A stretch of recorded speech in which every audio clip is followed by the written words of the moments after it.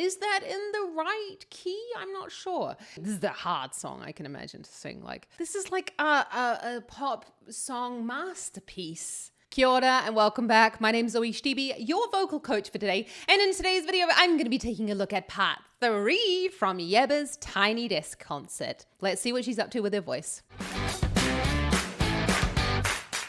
Okay, before we get to Yebba singing All I Ever Wanted, I just wanted to say thank you so much for joining me here today, everyone, to geek out about Yebba's vocal technique. But if you want to learn more about the fundamentals of singing and how you can get started on your singing journey, check out the link in the description below for your free singing lesson, as well as a coupon for 50% off to say, mwah! Thank you so much to my amazing YouTube fam. Honestly, you guys are the best, and I love geeking out about singers. So let's see what Yebba's up to.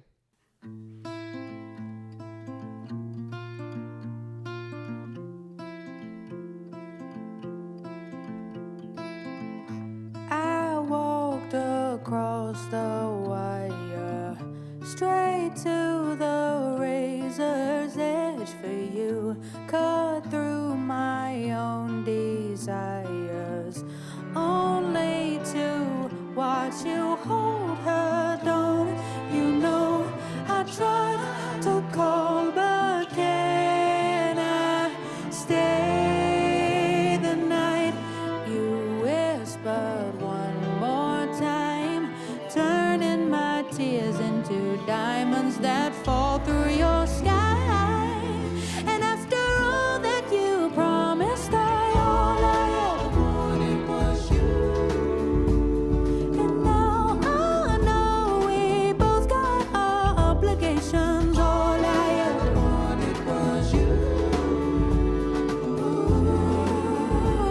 Ooh, I dreamt that we was falling, but it was just a pouring rain. No heat worth.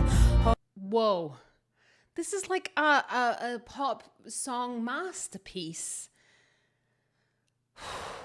I tell you, this concert's incredible. If you're someone who doesn't know the Tiny Desk concerts, I highly recommend that you go and just like binge watch all of them, because these are your favorite artists, and actually even some that you've never heard of who will become your favorite artists. And they're just amazing.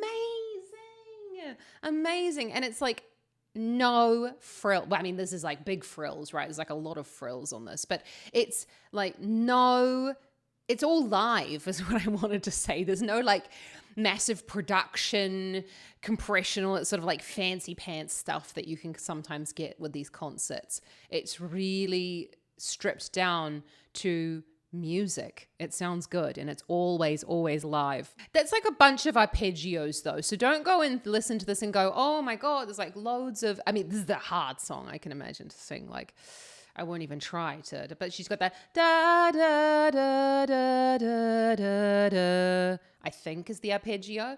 So go and practice all of your scales and everything like that, because when you get your scales and arpeggios, you know, sitting really well, it means that when you hear a chord, you can improvise over it. And it makes it so much easier when you know where the roadmap is, rather than thinking, oh my gosh, where is that in the right key? I'm not sure. Let's just keep enjoying it. Just a pouring rain, no heat worth holding on to. So I grab my shit to leave again. You know, I tried to call, but can I stay the night? You whispered one more time now, baby, turning my tears into diamonds that fall through your sky. And after all that you promised,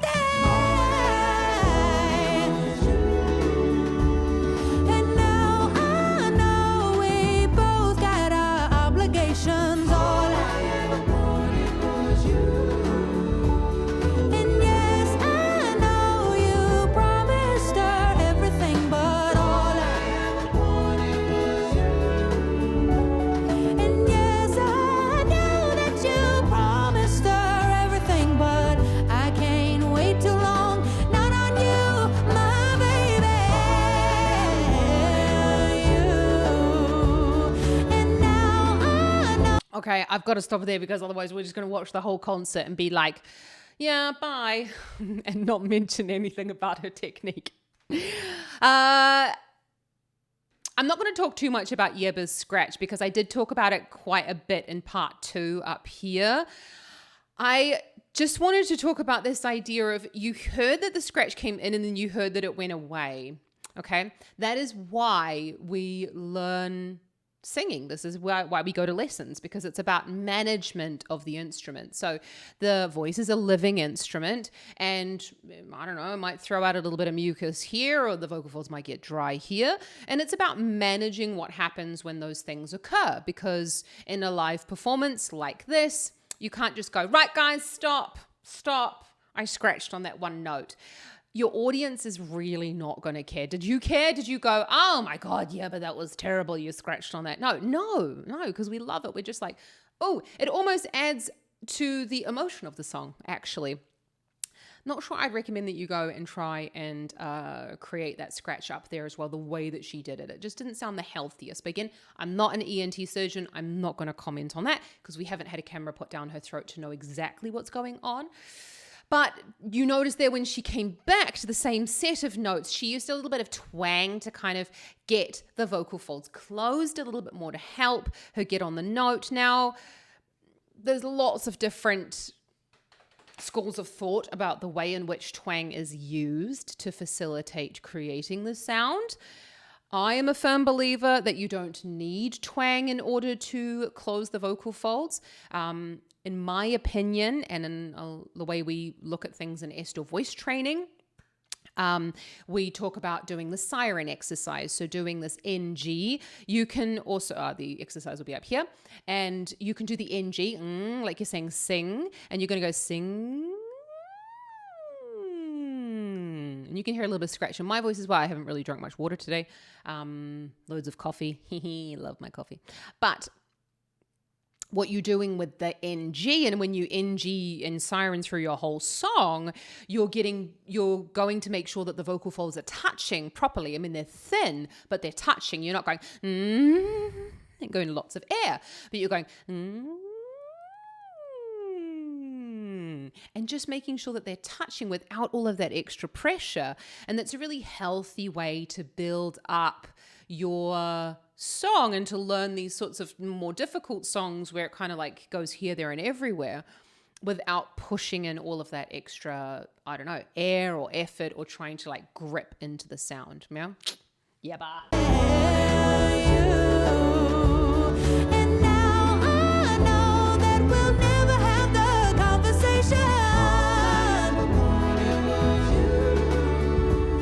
I know that you promised her everything, but baby,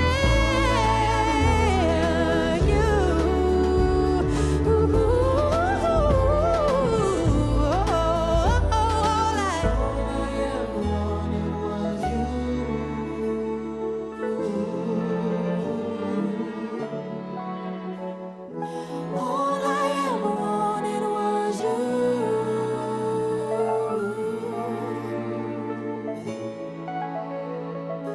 All I ever wanted was you.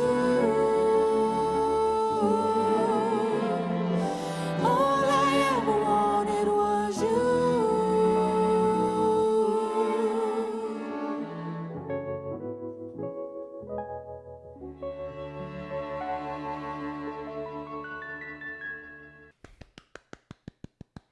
Absolutely beautiful. I love it. I love Yebba. She's wonderful. I'm not sure that there's too much that was going on really in terms of like the difference in her vocal technique. She didn't really have any sections where she went super loud, which is fine. I'm just like, it's an observation, yeah.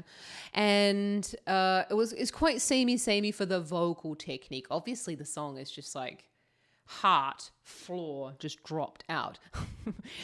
Oh yeah, and I was talking a little bit about twang and the way you can use twang. And she did use twang a little bit there at the end as well.